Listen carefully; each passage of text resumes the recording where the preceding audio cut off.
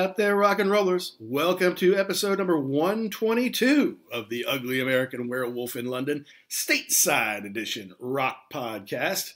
And I am your host, the Wolf, Mac B, back in the United States after years living in Europe. Used to live right down the street from Abbey Road Studios. Used to live in Amsterdam. Now I'm back in the Midwest, trying to readjust to a very, very different world than the one I left 4 years ago. But to help guide me, as always, is my partner in crime and co-host, Gary Action Jackson, and he'll be joining us from the East Coast here before too long. But I really want to thank everybody for tuning into last week's episode on Iron Maiden's Peace of Mind, which is turning 40. Hard to believe, but we got a lot of great reaction out of it, a lot of great downloads, some favorable reviews, and we really appreciate that, folks. Good reviews are really the lifeblood of helping us find new listeners, and we're trying to grow our show to reach as many rock fans as possible. So if you do like our show, we just implore you, hey, no matter where you get your podcast, it doesn't matter. iTunes, Spotify, Pocket Cast could be one of the big ones, could be one of the smaller ones like Good Pods. Wherever you get your podcast, if you're thinking about it, please do give us a positive review, because that's like gold. Me telling you how great it is doesn't do anything compared to a fellow listener who likes the show to go out there and say, hey, you know what? You guys should check these two out. They've got something going on. And we've got some great guests coming up that we're really excited about. Can't tell you about them just yet, but we are excited to have them on. So you'll have to tune in for that. But yes, please, if you're thinking about it, if you're willing to do so, go out wherever you get your podcast, give us a positive review like a few people did for our Iron Maiden show. And it was our 7th Iron Maiden show, our 6th album review on Iron Maiden. So there are a few others you can go back and check out as well. Now this week, we're doing something a little bit different here. We're not going to do an album review. It just so happens that on St. Patrick's Day, U2 were releasing Songs of Surrender, where they got together and kind of reworked a lot of their old songs. Kind of maybe transformed them into piano songs versus guitar songs, maybe stripped away a lot of the big rock bombast and stripped them down into like their purest form. Maybe acoustic, like I said, maybe on piano, a lot more spare than they used to be. There's kind of a 16 or 18 song version. I, of course, got the deluxe 40 song edition that had 10 songs for each member of the band. And I thought that was cool. But we knew that was coming for a long time. What was kind of a surprise was also on the 17th of March, St. Patrick's Day, on Disney Plus, a show was released called Bono The Edge, A Sort of Homecoming with David Letterman. I'm like, oh, well, that's interesting. I wonder what that's about. It's not U2, because it doesn't say U2. And of course, as they got into it, they said, look, Larry was recovering from an injury. Adam was off making a movie. So we decided to get together on our own, Edge and Bono, that is, to celebrate these reworked songs and to do it in an intimate setting. So they had Dave come over for his first time ever coming to Ireland, and not only interview them, but interview some other folks that they work with, and interview the man on the street, if they will. Interview the guy who gave him his tour of Dublin. Interview the man at the store that was selling him a hat, right? Interview folks at 40 Foot who were out there jumping in the water despite the fact that the water was freezing. Get to know Dubliners and Irish people and hear the stories about some of these songs. Plus, they kind of had two amazing performances that were part of this show.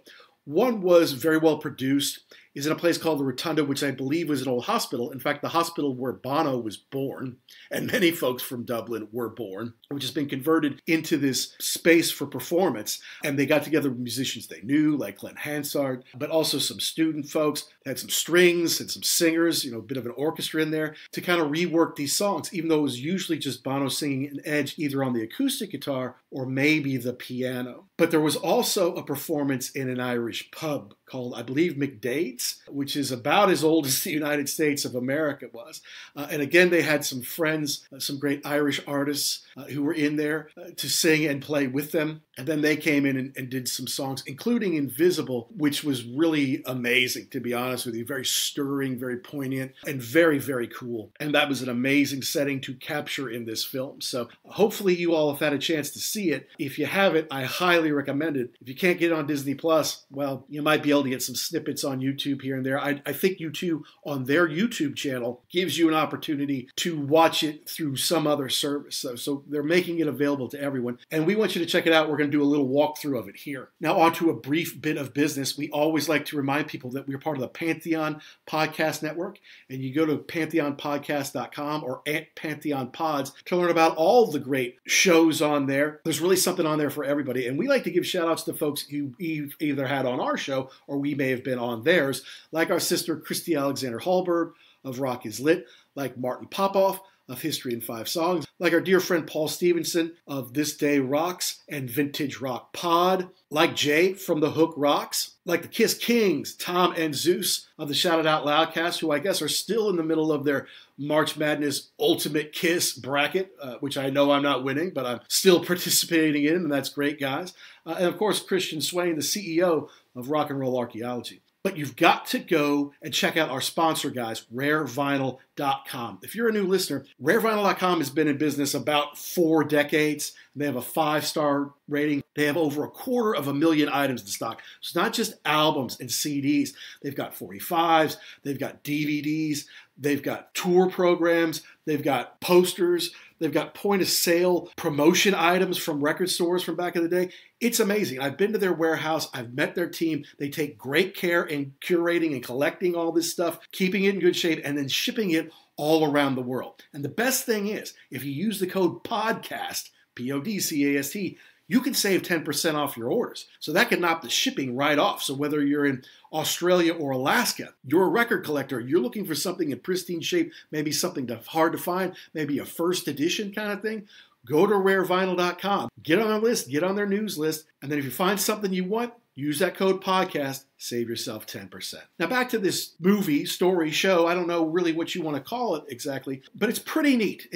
U2 were always considered the pilgrims coming to the U.S. and learning about our culture and music. But this is more of a pilgrimage by David Letterman, his first trip to Ireland to better understand Irish history, Dublin's history, and U2's place in it. Obviously, he knew the boys pretty well from his time over the years on his show. So they had formed a friendship. But did he really understand their story in full? I think he has a much better appreciation for it now that he's done this show with them. And it was really special to hear how they had reworked these songs and what the songs mean to them, and to understand a bit of their role in the history of transforming Ireland and Dublin into what it is today, versus during the height of the Troubles in the 70s when they were growing up and forming their band, to today. So for Irish Americans who consider that an important part of your culture, I think you'll really appreciate this. You don't have to be Irish or American to enjoy the show. And I think if you love U2's music, you're going to love it as well. So let's jump in here. We're going to do a nice synopsis walk through, me and Jackson talking about Bono and The Edge, a sort of homecoming with David Letterman right here on The Wolf.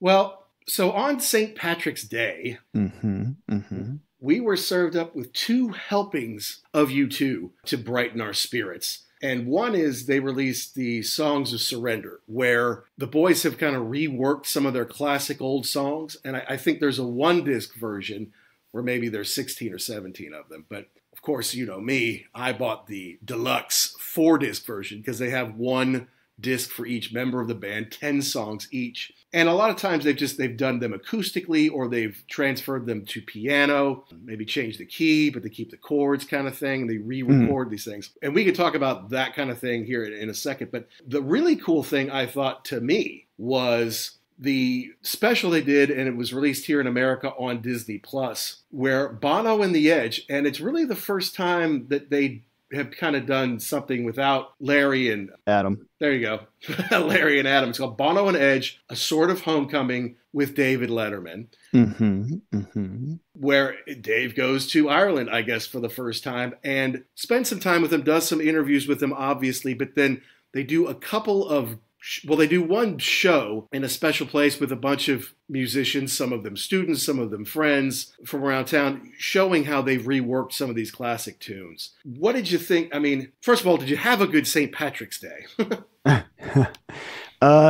Sure. I was traveling back on business. So, I mean, the flight went all right. So that was exciting. That's good. Kind of had St. Patrick's Day the next day, but that's okay. But the one thing that I saw from the beginning was Dave really enjoys being Dave.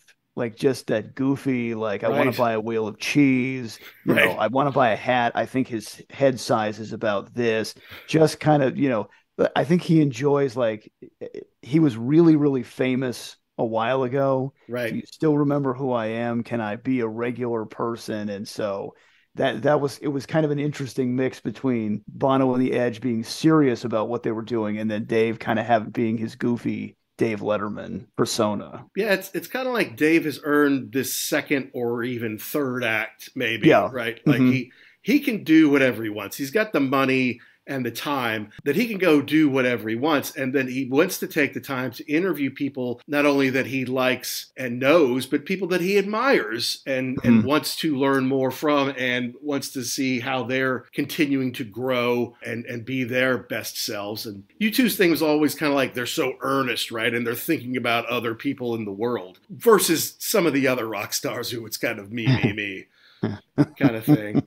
But they also eventually did the balancing act like, okay, well, once you're the biggest band in the world and you're selling out stadiums, you have to have some kind of an ego. You have to start, it must change the way you write your songs to some degree, right? Hmm. And we could talk a little bit about that here. But I don't know, I thought the whole thing was really well done. And Dave is kind of goofy, but he is a man of the people, right? He's not dressing Right. up in like a $4,000 suit. No. He's in sweatpants. He's wearing black. He's got his hat on, and he's just interested in speaking to people. I two things that struck me right off the bat. I am of Irish descent. I remember Correct. seeing the pictures of my great grandparents coming across the Atlantic. I have no connection with Ireland. Like I've never been there. I don't. It's not like I have family there that I talk to. But I see the pictures, and it just kind of there's something hard coded on my DNA. I think I just feel an attraction to that place. Like, oh, I need to go there. I need to experience that. The other thing that I noticed too is there were several shots of people drinking Guinness, Yep. the official beer of Ireland, and I just thought that must just be that much more delicious over there for whatever reason. You're just It is.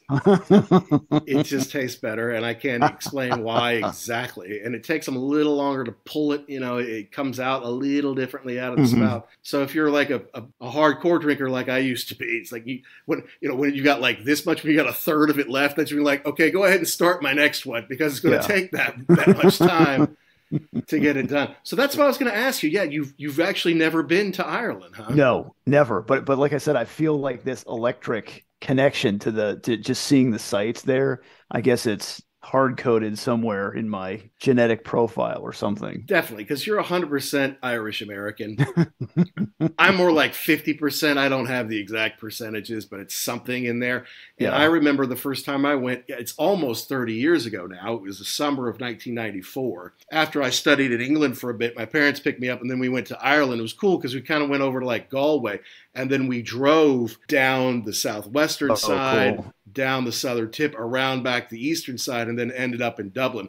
So we did stay in cities, but we also stayed in bed and breakfasts in smaller Hmm. places and stayed at Ashford Castle, one night, which sounds pretty fancy, but it was just being out in the country, and I'm not going to say I didn't like Dublin, and I've been back to Dublin since, but Dublin is a good sized city, and I've spent most of my life in or close to cities, and I really appreciated being kind of in the smaller towns in the countryside and the people Hmm. who had kind of really been there for a long time, and this is their bed and breakfast, this is their family pub, this is their family bookstore, whatever it might have been. Right. I found that experience really awesome. It seems like Dave really enjoyed his time there as well. I mean, he was only there for a few days, and it's his first time ever being there after 78 years because he was kind of a workaholic back in the day, Yeah. right? I mean, he took his show very seriously. He worked hard at it. He was also someone who never really, he was hard on himself. I mean, I think he was hard on others too, but he was really hard on himself. Like he'd go in after the show, like, okay, yeah, you flubbed that one, jerk. It's like, oh, that wasn't your best joke, was it? Like he was really tough on himself. And so hopefully he's learned to give himself a little bit of a break on that kind of stuff. It really seemed like he was interested in being kind of one with the people when he went Mm-hmm. there, like learning about not like, well, in America we do this, and everybody's like, what's I've never been here before, what's going on? Mm-hmm. I'm here to interview these guys, kind of take me through what's happening here. When he went down to the what was the beach called? The 40? 40-foot Yeah. They just call it the 40-foot, I think. Yeah, the 40-foot. He genuinely seemed interested in why people were insane enough to go into the water, and but he knew that it was important to them. Right. So you could feel like he was interested in hearing their story as to why they would do this. And obviously he felt some kind of draw or connection to that place. Yeah, and it wasn't just a story about U2. It was a story about Dublin, and it was a story really about Ireland and how much it has changed. Right. Not just in the last 100 years, because it's really only been a country for about 100 years officially after they revolted against the English. But in the last 50 years, Ireland has gone under huge changes.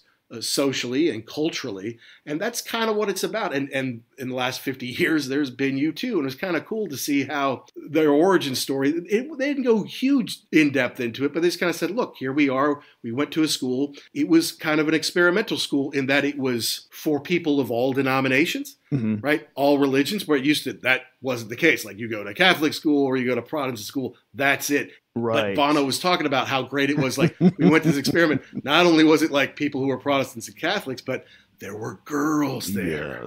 Yes. I didn't realize. I mean, I knew they met when they were young, the band. I didn't realize that they were that young, that they were in high school. And I also or even middle school. I mean, so long ago. Yeah.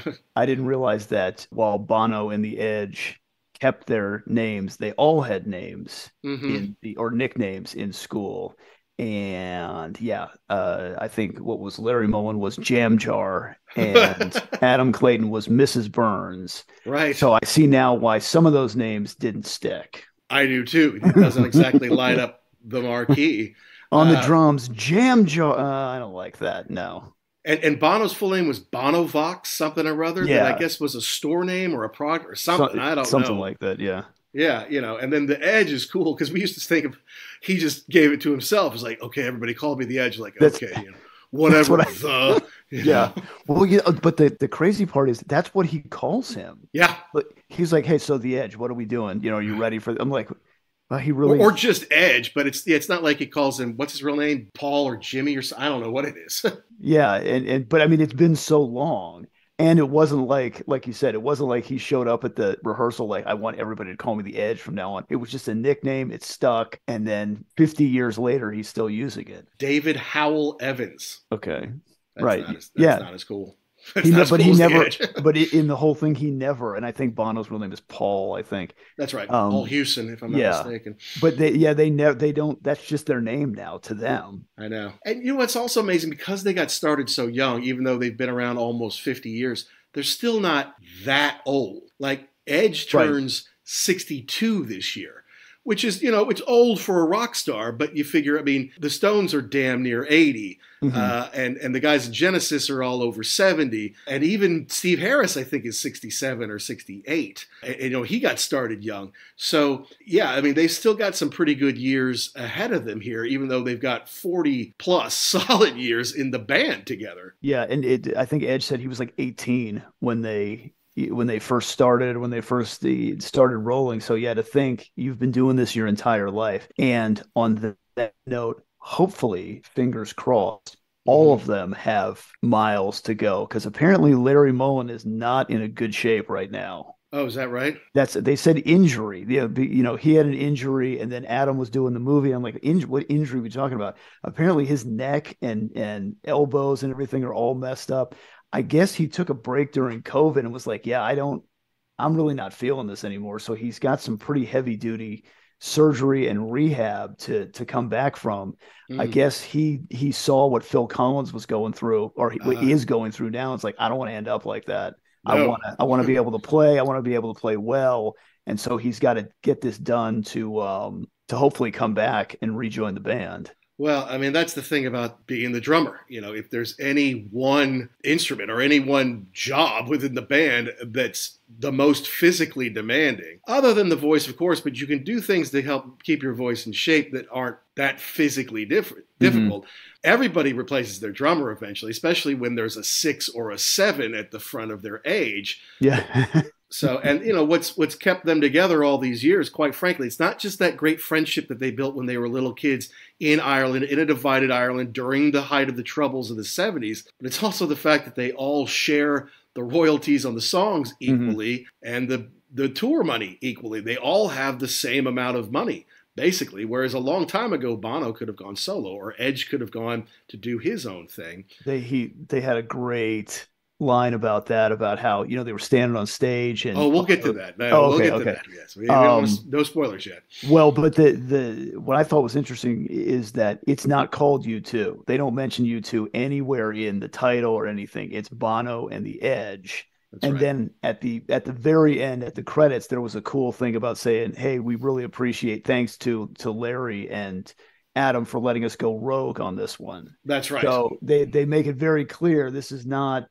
the band. This is just these two guys. That's right. That's right. Although I do think they participated in the Songs of Surrender. Mm-hmm. I'm just talking about for the show itself. But for the show, the show, and it was great. Hi, this is Jim Cregan, and you're listening to The Ugly American Werewolf in London. And they're just the best. So we walked through it a little bit here. Yeah. They have some montages about them growing up and early days of the band and stuff like that. And, being on the Letterman show and how they're friends with Dave and all that kind of thing. To me, it's about some of the interviews he does with them, the interviews he does with folks out and around Dublin, including at 40 Foot. But then it's about two different, I guess you could call them performances. And one is in the rotunda there that used to be a hospital in Ireland, where they had quite a lot of musicians, including strings and singers and all that kind of thing, and a nice sized audience. And then the other was in a pub. Yeah. A pub that was awesome. Established in 1779. So basically as old as the United States of America is. But those two performances we'll talk about here. And it was cool to see Jimmy Iovine, who's been, their producer and collaborator and good friend for so long, talking about how they didn't just want to entertain people. They wanted to be earnest, and they wanted to do stuff that was important. And Jimmy's like, you know how to sell 20 million records or what copies of one record. That's great. But to change, to evolve, to move forward, to do something different, to break out of your comfort zone, that's hard, and Bono's like, I'm rarely in my comfort zone. And the band at this point is used to me pushing them out of their comfort zone, because that's just what you have to do. You can't just make Unforgettable Fire 2 or Joshua Tree 2. You've got to go forward. Yeah, Iovine had a pretty good comment. He said your biggest competition is wanting to be safe. Just doing the same thing over and over again. He doesn't look like somebody I'd want to mess with, though, to be honest with you. He looks like a very forceful, like when he's got an idea, like this is what we're doing. What you mean, Iovine or Bono? Yeah. No, Iovine. Yeah. Well, he's, thanks to Beats, he's unpoor at this point. I mean, it was funny, if you watch like Inventing David Geffen or whatever that documentary on him was, or it might have even been was it The Outliers, The Game Changer? They did a 2-part thing on like Jimmy Iovine and Dr. Dre, who are, collaborators and friends, and doing Beats has made them incredibly wealthy. And Geffen was like, you can't make that much money being a producer. Well, to the average person, you can make a very good living being a producer. But when you're David Geffen and you're thinking about billions, not millions, he's like, you can't make that much money being a producer. So, then Jimmy becoming like the head of Interscope and other things and doing Beats. And he's a pretty big deal now. But the thing is, he's a little dude. New Yorker, tough, and very accomplished. But I mean, I don't know how tough he really is. I think he talks tough. I don't know if he's actually tough. He's not Phil Spector tough. Right. Well, I don't know. But see, if you got to carry a gun, maybe you're not that tough. Like Jimmy looks like he could probably fight a little bit, but not, he couldn't fight Dr. Dre, I don't think. I think Dre's got a few weight classes. Oh, yeah, no. That would be a foolish endeavor. Although one thing they were talking about, the one of the musicians, Glenn Hansard, talk about one for the Time Machine. He was talking about the first time he ever saw U2 was in 1980 when they opened for the Police in Dublin. Right. How cool would that show have been? Oh my God, yes, that's please. so cool. Yeah. No, I think, did he win an Oscar, or was at least nominated? I feel like he won an Oscar a while back, like maybe when Jon Stewart was hosting. He and his writing partner, I definitely remember them performing on the Oscars. I remember performing on the David Letterman show. But that guy was great, and running around on the Dart, on the train, Glenn and Dave, and then maybe being on the boardwalk and letting Glenn kind of tell some stories. He was a great addition, not only sonically during the performance, but kind of to tell the story of U2 and to tell the story of making music in Ireland. He was special. And I think Dave had a crush on him because he had those I don't know what it sounded super like. blue eyes, Yeah, you know. yeah, and they had. You could tell he has a good soul because of those eyes, but it's like, okay, take it easy though. I mean, It's just, do you want to be alone? Yeah, I know. The camera Aren't you guy was both probably married? All right, but let's talk about some of the songs that they reworked here. And doing Vertigo acoustic was kind of the first one they did it in the round in that rotunda thing there. And a hospital where a lot of people in Dublin were born, apparently, until it became converted. It was great with the strings, you know, to hear, you know, cellos and maybe some violins in there. I don't know. The impression I got, though, it was good to see Edge smiling. Because Edge is usually pretty serious. And if you look at those old videos... Yeah. Especially like in Still Haven't Found What I'm Looking For. He's like, would you get that camera off of me? You know, I think people are dying in the world. I'm not smiling, you know, but it was good to see him, A, smiling and having a good time, and B, how good he was without all his little toys, right? With all his little pedals. I'm not saying he had no effects, but that's kind of his reputation. He has all these toys and he experiments with all the new and latest stuff. No reverb, no echo, no phaser, none of that stuff. It was basically just him on the acoustic. He was very good. Well, you were saying he doesn't smile because at those performances, he's trying to do about 12 things at the same time. Right. Play the guitar and the piano and everything else. Although I did like that the rendition of Vertigo. I was a little disappointed when I went back and listened to the Songs of Surrender that it wasn't the same thing, because I like the part where he goes hello, hello, and then you hear Edge hola, right. And that's not in the. I'm like, that's the best part, to hear him do that, to have him do the side piece to that, and he's really got a great voice. Not as great as Bono, I understand that, thank you, but to do the background, to do the harmonies, he's fantastic. He's awesome. He's such a huge part of U2. We'll get a little bit more into that later. But then they kind of jump back to what it was like growing up in Dublin during this time in the 70s and talk about something that was called charismatic renewal, which are people who were trying to, you know, be spiritual, but maybe take some of the religious aspects out of it, or at least the organized religious aspects. So you're not just Catholic, or you're not just Protestant kind of thing. And I guess they were attracted to these guys. And, you know, they kind of became part of their crew. And then it was like they said, okay, well, look, if we're going to do this, it is going to become more religion. And you guys got to stop doing this rock and roll thing. You got to focus on doing real work in the world, not just, you know, playing on your little guitars or whatever.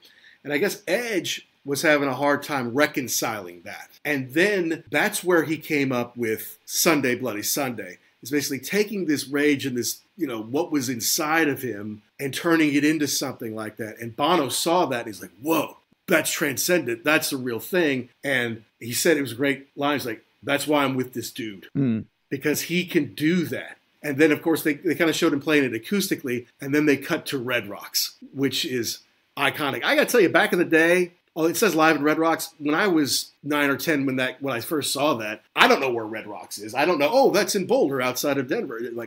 To me, that looked like some kind of crazy place in Eastern Europe because it had the flames and the rocks. Yeah. I'm like, that's in the mountains of, like, you know, the former Soviet Union, or at the time it still was the Soviet Union, or the Eastern Bloc country somewhere. It looked like someplace not of this earth. Now I've been there, you know. It's cool, but it's a real place. But they cut to that. I'm like, yeah, that was why.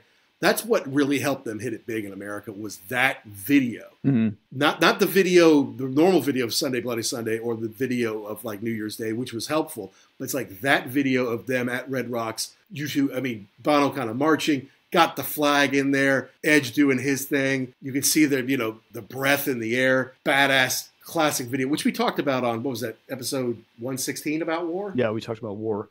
It was great to hear Bono recount the tale of watching Edge play that and just thinking, wow, this is a real song. Like we can really do something that's more than just random, teenage rock and roll stuff.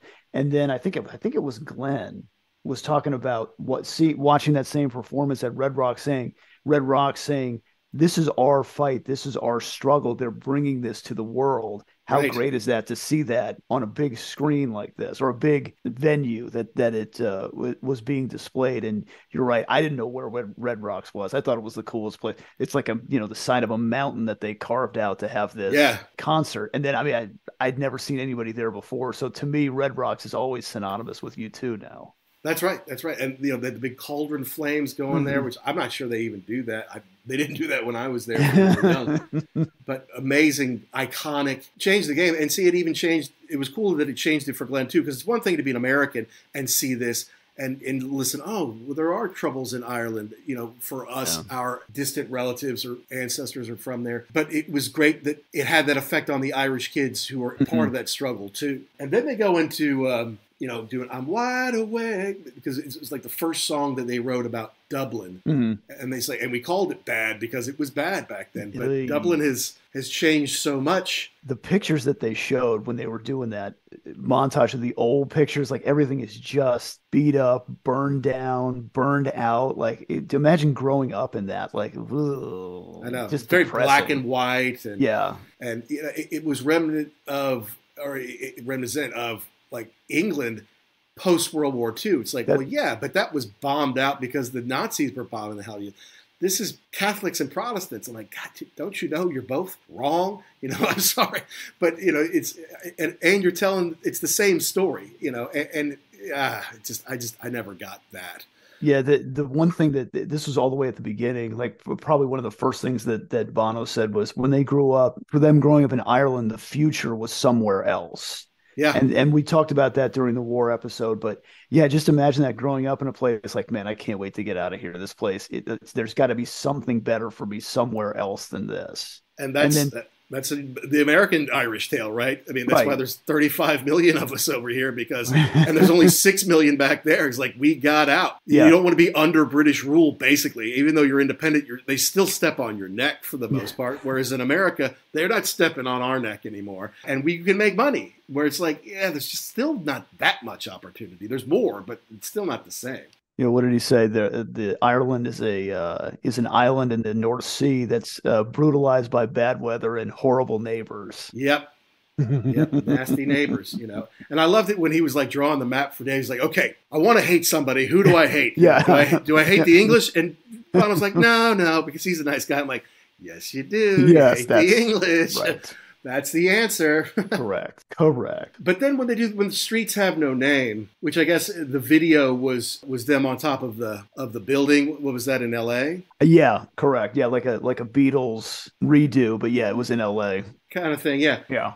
So Dave's with the Edge when he's playing around in the studio. They're showing him how to do it, and then he tells about it. He goes, "Will you do that again? Will you just do that one more time?" Which is exactly what we would do, right? It's like, correct. Can you just do that again? I'm just standing here. Do that again for me, please.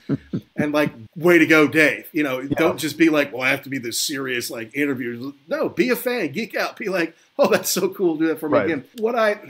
Sometimes Bono can get a little I don't know what to say, a little haughty or high-minded in the way he describes his own stuff. Mm-hmm. But it's like, the lyrics maybe weren't fleshed out that great. But basically what the story of the song is, there's a transcendent place that we can go to together. Mm-hmm. Do you want to go? And that's and then when you understand it from that perspective, and you know that iconic intro from Edge, and then when Adam comes from the boom, boom, boom, boom, the bass comes in, you're like, yes, that is what that is about, isn't it? I get that now. Yeah, I have to say that before we started doing this whole thing, I would consider myself a U2 fan. I mean, I liked them, but after going through a couple of records and watching this documentary thing, I'm a really big fan of these guys. Absolutely, and you can't deny especially when they cut to that song, like at the stadium show, and then the whole place starts to bounce. Yes. I'm like, oh yeah, here we go, man. This is the real thing right here. And I didn't love that song when we were younger, just because I felt like MTV played the hell out of it. Like they kind of forced it down your throat. Like, you will like this. This is an important song. I'm like, whoa, I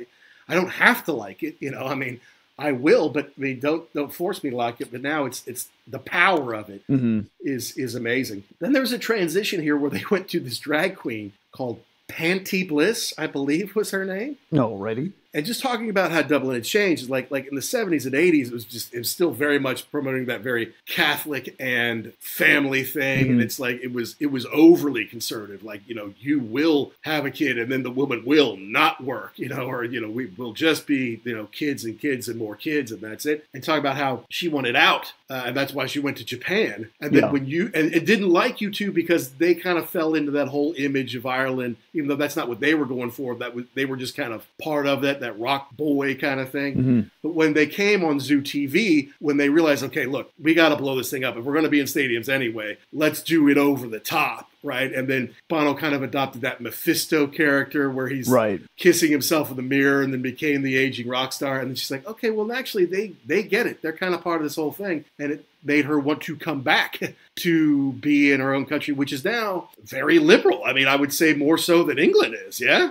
That's what really, when he first started into that story with her, I was like, where are we going with this? Like, I don't understand how this fits in. But then they brought it back around where, she was on stage and she, said some couple of lines. And yeah, I didn't realize that at all about Ireland, is that it's way more progressive than I would have ever guessed, to have that 180 around from being very, you're either Catholic or you're Protestant, but it was very everything to have this, like, now we're much more open to people. I didn't know that at all. So that was very eye-opening. Yeah, early adopters of gay marriage, apparently. Correct. Yeah, I think they said they were the first country to ever have a open vote on that, which is amazing. Yeah, I had no clue. And then of course, eventually, with a little help from Bill Clinton, they had the Good Friday Accord, and a lot of that stuff has stopped. A lot of it has bubbled back up, partly thanks to Brexit, because now you have to have this border there. But we're not going to get too all into that, because I want to get more into the performance and the stuff here.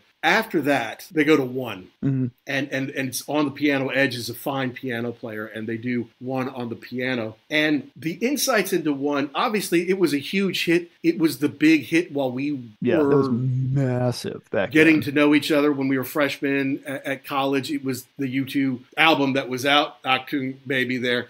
And it was always kind of billed as this song that saved the band, in that the band were in Berlin and they were kind of having a hard time. I don't know if it was getting along, but band dynamic and writing the songs wasn't the same as it was. And the way they talk about it now, and there's a great documentary of them going back there, is like the band was on the verge of breaking up, and it was damn close to happen. And then Edge had, they do them in mysterious ways, and there was a couple of bridges that he was working through where they're kind of jamming through some bridges. And like, here's a bridge. And it, it kind of sounded a little bit like Mysterious Ways. He goes, there was a second bridge. And then he goes in the chords, which is obviously One. And it's like something changed. And Bono's like, get me an acoustic guitar at the speed of light. And they kind of put this song together, and it saved the band. I guess he was talking about duality, which is kind of a high-minded concept. He even invoked Keith Richards' names there. It's duality. Is Mona Lisa smiling? Right, So you put yourself in this juxtaposition, but then he kind of realized you don't have to resolve everything. You don't have to have the answers for everything. You don't have to be so righteous that you have to guide everybody down every path. And so it's almost like you could hear that it's almost like Bono versus U2, because he talked about how his activism has taken him to some places where maybe they didn't always want to go. You know what I mean? Yeah, and he said, who was I thought I had that written down, the senator guy that they had done Jesse Helms. The AIDS bill with it, but he had also gutted the National Endowment for the Arts, and Edge was like, do not bring this guy to the concert, do not. And but I did. And it's just like that. Oh, you're just trying to rub me the wrong way with all of this. And that's what he said. He pushes them, he brings them out of their comfort zone, and they do lock horns with his ideals sometimes. Yeah, and he helped get $500 million for HIV that would go to Africa. That's a big deal. Now, it came from our taxes, but he was a big champion of it, working with this guy, Jesse Helms, who's, conservative is not the right word. Reactionary is probably the better word. Most people of a certain mindset are not a big fan of his. And Edge is like, don't you bring him. Yeah. But they didn't break up over it. And that's the kind of thing that could. It's if you or I did something like that to each other, we might have had some distance from each other for a while after something like that. I mean, especially when you it's not like, well, you know how I feel. I told you to your face, do not do this. And you're like, I'm doing it anyway. That would cause some hard times. Yeah. And then you look at the lyrics, we're one as a band, but we're not the same, Have you come here to play Jesus to the lepers in your bed? Like, are you, what are you here for? Are you here to promote your thing? Or are you here to ask us to be a part of it? That kind of thing. And it was done very well. And at the end, you saw Edge get up and he gave him a hug afterwards. I think this song One is the most important song they've ever done. I'm not going to say it's the best. I'm not going to necessarily even say it's my favorite, but I think it's the most important song that they've ever done for themselves and for the world. At the end of the deal, at the end of the song, when they kind of fade out and he just says, you know, we're one, we're the same, sisters. And then he looks at him and he says, brother. I'm not crying. Tear in your eyes. You're crying. Yep. That was awesome. Yeah, it was amazing. You know, Yeah. and he hugged him afterwards, even though they've been in each other's pockets for 50 years. Right. You know? Yeah. Crazy. Yeah. But I think the whole thing with that is that's why he never turned into this giant, complete asshole, because he had these guys in his life that were like, no, dude, you are still, no matter what you've done, no matter what you think, no matter, you know, where you go, you are still this kid from Dublin. Right. We're all in this together. We're all still, you know, we keep each other grounded. It was Dublin. He also said being in Dublin, like they didn't move to London. They didn't move to LA, even though they might spend time in those places. They didn't move to the south of France, even though they may have homes there for the summer. They all stayed in Dublin. And I think staying in Dublin over all that time, not too far from each other, I think that's what's helped ground them and keep them together. Yeah, and Dave was talking about, like, you know, most bands get into it to smoke weed and meet girls or something, and he's like, well, you know, we can still get to that part, right? Yeah. But that's the thing is they just never let themselves go too far, get too overwhelmingly caught up in their personalities. Yeah, and then it goes into that part you were alluding to earlier, where he's like, you know, the thing I don't like about Edge, the thing I don't like about you is that he doesn't need me. Yeah. Because he can write songs and he can perform the music and he can sing. He doesn't need Bono. And you know what? He's right. Absolutely. Edge can go out and just be the Edge, just like Noel Gallagher can just go out and be Noel Gallagher. He doesn't need Oasis. Although I saw something about Noel saying, hey, Liam, you got my management's number. You can give me a call. Because I guess Liam had alluded maybe it's time, and Noel's like, all right. So that would be huge. Maybe it's happening. Huge. I don't know. But I would go back to my same thing. We'll have a quick segue here real quick. If they say yes, you better get tickets for the first show, because there may not be a second one. Yeah, there's definitely not going to be a 50th. I'll tell you that. Then Bono says the best friends are the ones that you can have the arguments with, and that's us. And I'm like, yeah, that's you and me too, pal. That's why we do this show, and we've done 120 and we've got 1,000 left, because we can get into, I like this. No, that's not their best. Because we have that trust of each other. It's like, even if we don't agree, we still can agree to disagree. Right. And I like what Edge said too about how, you know, I don't like you because you could go and do all these things. And he's like, yeah, but it wouldn't be fun. Like this, it's still, that's the thing. That's what keeps me coming back, is that it's still fun. And at this point in time, there can't be that many people that they relate to other than the guys in the band. Each other, yeah. Yeah. And maybe Dave in a weird way, because he at one point in time was really famous. So you can't, like, if you were to go and work with just regular people, they'd be, oh my God, everything that you say, every word that comes out of your mouth is gold. Every chord that you play is from the angel. You got to have somebody to tell, like you were saying, you know what, that's not good. That's right. Dumb. Play something else. Play it better. You know, just that's not a good idea. But the thing that he was talking about on the phone, 6,000 voice notes. Where he gets up at the night and he just plays something on the guitar. You know how many voice notes I have on my phone? Like 10, and they're all screaming at something or incoherent or something ridiculous. It's a grocery list or something. Oh my goodness. I know it's amazing that they've stuck together all that. And then they did Stuck in a Moment, which I guess could be like an argument. Okay, you're stuck on this side of things. You need to kind of get past this. But Edge got up so high on that, you know, like, wow, look at him go. He's still so amazing, isn't he? Mm-hmm. And then they go to the 40-foot, which I guess is a place where people go swimming year round. I don't care if it's 10 below. I don't care if it's 85, which it rarely is. But they go swimming. It's kind of like the Polar Bear Club. They go in there every day, and Dave's like, you're crazy. I'm not doing this. But we'll kind of come back to that. I also thought after that there was kind of a special moment of Glenn, I guess at a train station or maybe at a boardwalk or something like that, saying a poem that he had memorized, and maybe not 100% word for word, but he basically got Got it. It's talking about carrying the songs and talking about how, the last people who carried them didn't even own their bodies. Talking about slaves in the New World. They didn't have anything, but they had the songs. And those songs come forward. They come to the American South. That was poignant. And I'd like to think he just knew it anyway. I don't think he memorized it just for the sake of being on Dave's show. I think that's something that he carried with him. Yeah, that sounded like it. That was special to him.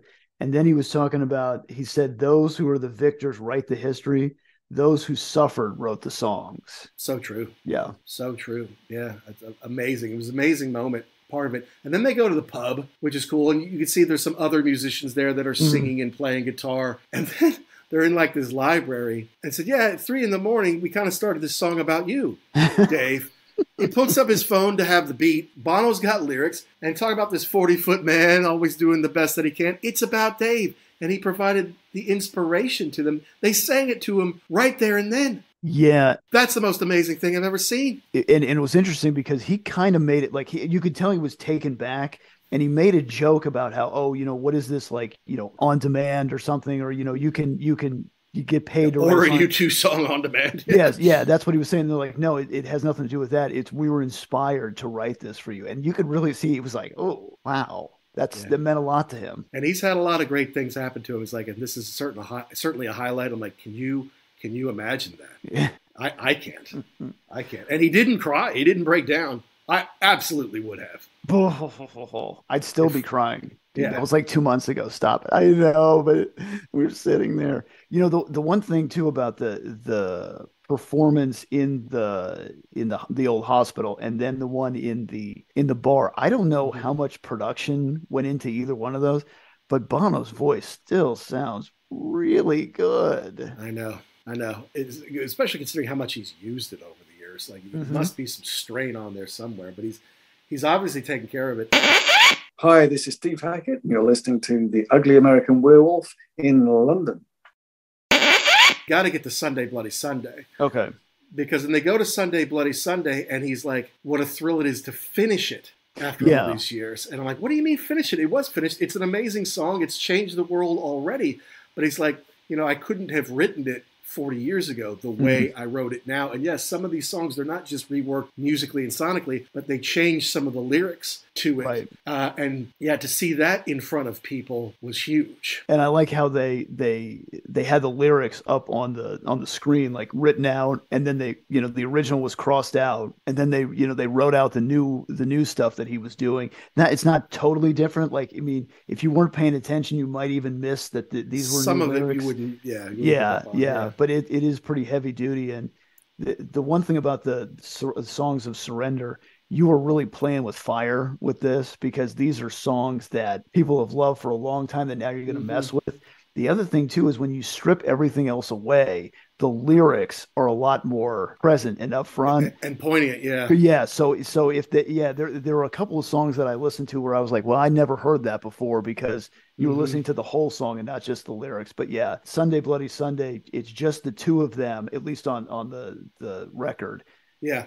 It sounds like one guitar, the voice. I think he's doing the percussion with his feet, would be my guess, on the floor. And then to hear Bono sing and then the Edge sing the chorus in the back. I'm hoping they did it together in the same studio. It's not the same, but it's they take it kind of in a more poignant direction without the drums and everything else beating the right. Kind of take away the volume, take away the power of U2. And what is this song?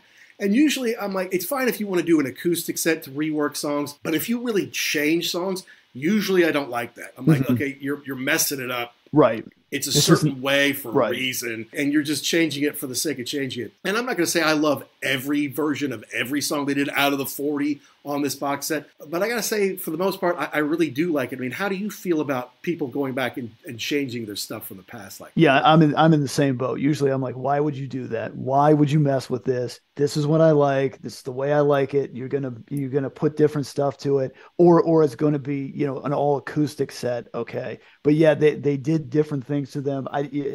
I didn't love them all, but there were a couple that I really liked. Obviously, Sunday Bloody Sunday 1 was good. It was huge, yeah. Two Hearts I thought was kind of cool with the funky piano. Yeah. And then The Fly from Octung Baby, it just sounded greasy and nasty the way they did it. Had a little funky beat to it. And that was one where I listened to the lyrics a lot more than ever on the record. That's cool.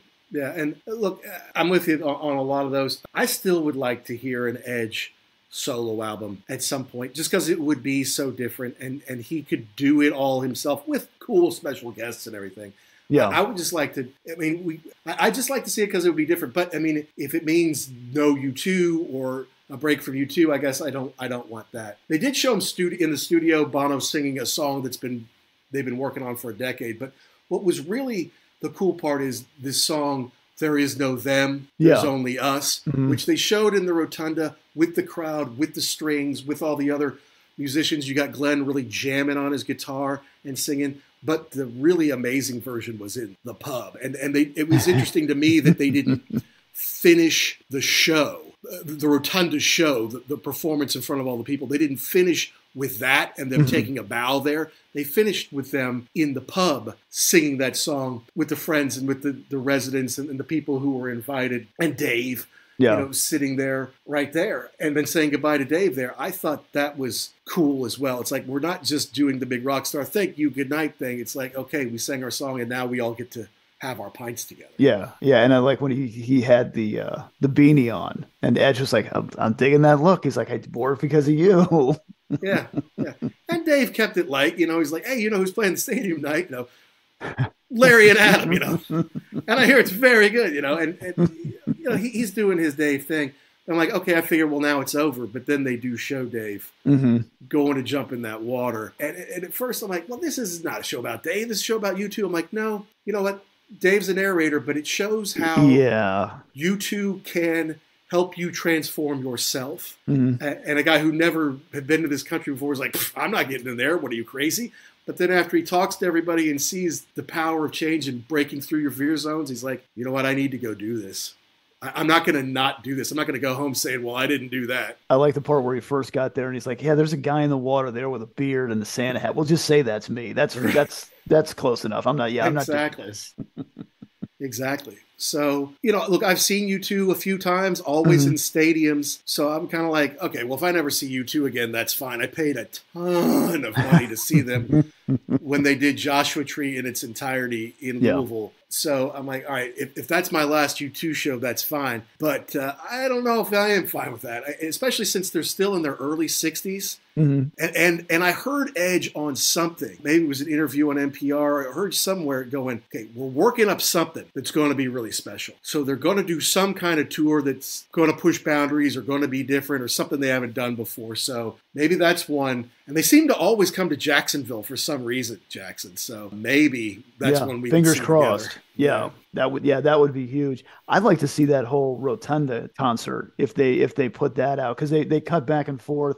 They looked like there was some other stuff in there.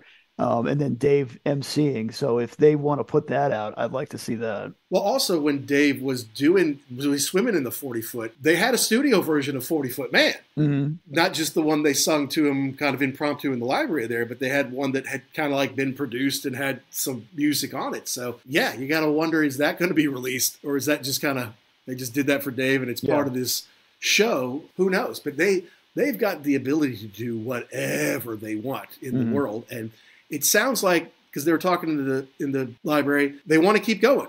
And at various times they've said, maybe I shouldn't, or maybe it's time to bow out or to do something else. It's like, no, I still have stories to tell. Our songs are still evolving, and I still have this relationship with these guys. It was cool. And it's not like they downplayed Larry and Adam. They just weren't available. That's right. Yeah. And they didn't use the name U2. So obviously they're not saying that, this it had nothing to do with them. It's a one-off. What did they say? Go rogue at the end. Yeah. The two of them are very much still involved. I hope that Larry gets better. I hope he rejoins the band. It sounds like that's what he wants to do.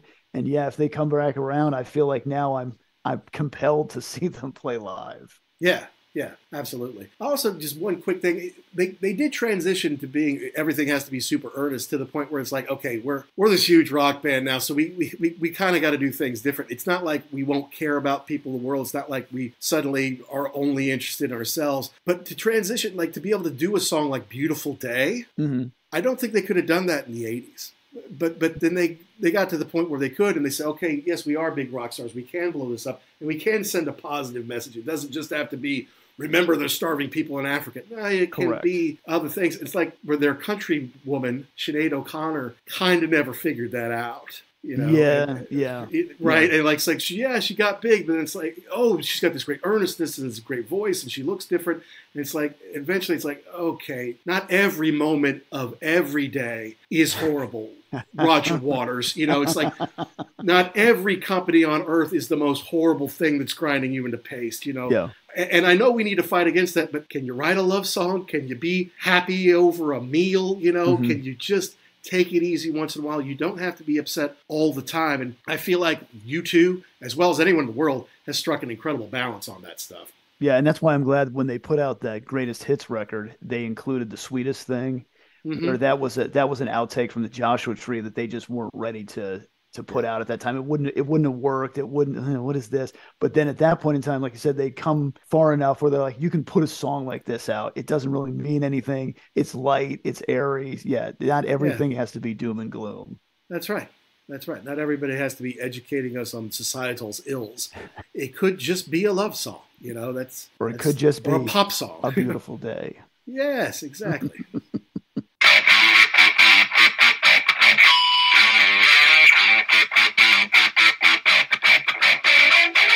Well, that is our happy take on Bono and the Edge, a sort of homecoming with Dave Letterman, available on Disney Plus in the US. And I have to say, if you've got the chance to see it, if you've got it available to you on whatever streaming service, I think it has to be Disney Plus, but definitely check that out. It was a welcome surprise because I didn't know it was coming out. And then one day they said, hey, on St. Patrick's Day, you're going to get this special show. It's not U2, because Larry and Adam won't be there. It's just Bono and the Edge doing their thing in an intimate way. I knew Songs of Surrender was coming out. I had already pre-ordered it once I knew where my address would be in the U.S. so they could send it to me. And I was excited for that. But then at the same time, we're going to get this show that really explains how they worked out some of those songs and what some of those songs really meant. And then to have someone like Dave put his take on it, have him as a pilgrim kind of discovering Dublin and Ireland today and get an education on it from Edge and Bono, I thought it was a really cool show. And while the show at the Rotunda was obviously special and really cool, I thought the performances at McDade's were very special. And that's where I would have wanted to be. If you said you could go to one of those two performances, but not both, which one would you go to? I would have taken McDade's in a heartbeat. Just very special. It just kind of really shows who they are. And like Jackson, I was not a huge U2 fan before we started doing this show. Of course I like U2. And I know they held a special place in the pantheon of rock and roll stars and bands from over the decades. Obviously, they played a role in our childhood growing up on MTV. As they grew up, we grew up. But I gotta say, after watching this and after doing a couple of the album reviews we've done, I just have a lot of respect for them as artists. Forget what they do for the world. Just the music that they put together, the songs that they write are generational. They're special. And hey, if they also do some good for the world, hey, all the more power to them. That's great. So we want to know. Did we get something right? Did we get something wrong? Did we miss the point? Did we leave out your favorite part? You have got to let us know. Please email us. uglyamericanwerewolf@gmail.com. We want to hear from you. We want to know which bands, which albums, which movies, which concerts, which books, what are the rock properties you want us to talk about, go in depth on the show. Of course, you can follow us on Twitter @ugly_werewolf or @actionjack72. We have a nice following on Instagram these days. We are on YouTube. It's mostly our shows, but occasionally I might pop a video up on there. I think we're on Facebook somehow, thanks to Instagram. But please do follow us. And we want you to download and subscribe wherever you get your podcasts, okay? Be it iTunes, Spotify, Good Pods, Podbean, Pocket Cast, Stitcher. It doesn't matter where. But please, if you're thinking about it, folks, please go out and give us a positive review. It is like gold for finding more rock fans like you, and we're trying to grow our show. We've had a wonderful month of March. That's been fantastic. We appreciate you helping spreading the word. But put out a positive review wherever you get your podcast. It just helps us find more rock and rollers like you out there. And that's exactly who we're looking for. And we have to, of course, thank rarevinyl.com, our fantastic sponsor, where, hey, use the code podcast, save 10% off your orders, whether you're looking for some U2 stuff, whether it's newer stuff, first edition album, a CD, a poster, a tour program, whatever it might be, you can find it at rarevinyl.com. Thanks to Pantheon Pods, of which we're a part of that amazing network of music podcasts. And please stay tuned for next week. We're going to have a special guest on next week whom you might not know, but you should. And we'll be talking about an album out of the UK, a prog album that's celebrating a big anniversary this year. So you have to tune in for that. Make sure you download and subscribe wherever you get your podcast. That's it for me, guys. I'm out. But until next time, to all of you rock and rollers all around the world, be cool and stay safe.